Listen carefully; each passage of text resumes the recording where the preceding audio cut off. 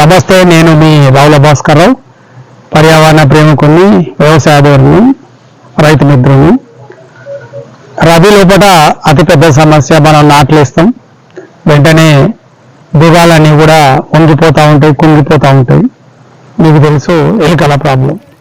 ఈ ఎలుకల సమస్యని ఎలా నివారించాలి అంటే, మనం రాత్రి చూసినప్పుడు ఒక తిరుగా ఉంటుంది, పొద్దున్న వచ్చేసరికి ఇంకో తిరుగు ఉంటుంది. అంటే ఊరాలన్నీ దుగాలన్నీ కూడా కుంగిపోవడం కానీ, నీళ్లు వేస్ట్ వృధా పోవడం కానీ, పక్క వాళ్ళ పొలంలోకి మనం ఉన్న నీళ్ళని వెళ్ళిపోవడం కానీ, తర్వాత చుట్టుపక్కల ఉన్న వరి నాశనం చేయడం కానీ, మొత్తం మీద పంటకు అతిపెద్ద నష్టం చేసేది ఎలుక.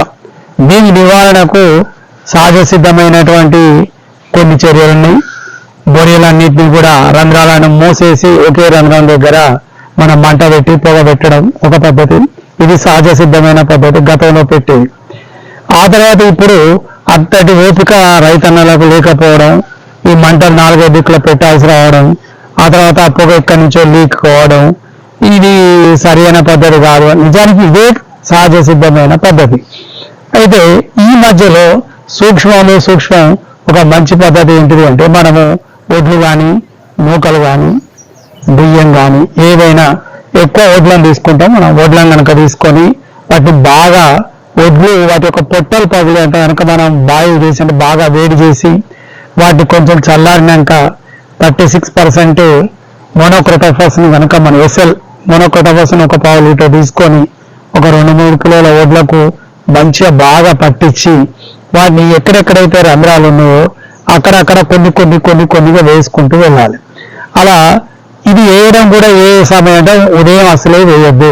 సాయంత్రం 4 నుంచి 6 గంటల మధ్యలో కనుక ఈ యొక్క బొరియల దగ్గర కనుక వేసినట్టయితే మనకు వీటిని మనం ఇంకా ఫలవంతంగా ఉండాలంటే ఇదే నీళ్ళ మీద కొంచెం బెల్లం నీళ్ళు కనుక మనం కలిపినట్టయితే, బెల్లం నీళ్ళు చల్లి ఆరబెట్టుకొని వాటిని కనుక మనం ఈ బొరియల దగ్గర వేసినట్టయితే, ఎలుకలు మనం రాత్రి వేస్తే ఒక్కటి కూడా లేకుండా పొలంలో అన్నీ చనిపోయే అవకాశం ఉన్నది.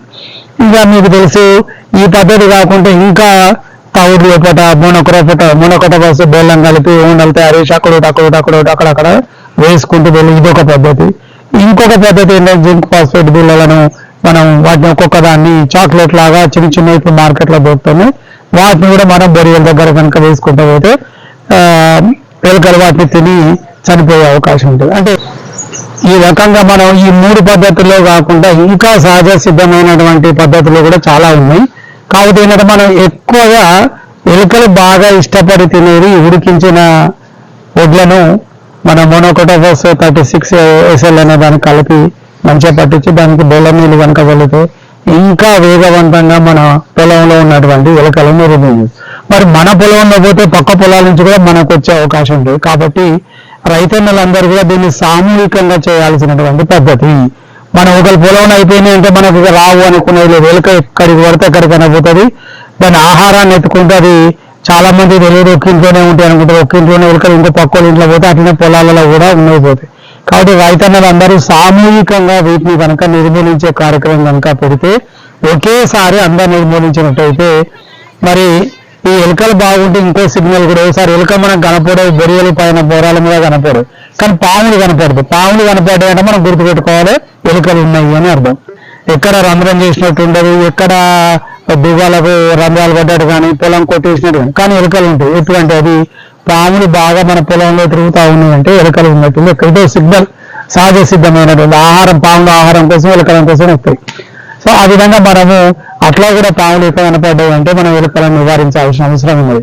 ఎలుకల్లో ఏమంటే పాములు కూడా రావు. రైతన్నలు ఇట్లాంటి జాగ్రత్తలు తీసుకొని ఎలుకల నిర్మూలన కార్యక్రమాన్ని సామూహికంగా చేపట్టాలని మిమ్మల్ని అందరినీ కోరుకుంటున్నాను. నమస్తే. మీకు ఈ వీడియో నచ్చినట్టయితే సబ్స్క్రైబ్ చేసుకోండి ఛానల్ని. అదేవిధంగా మీకు ఈ వీడియో నచ్చితే షేర్ కూడా చేయండి. నమస్తే.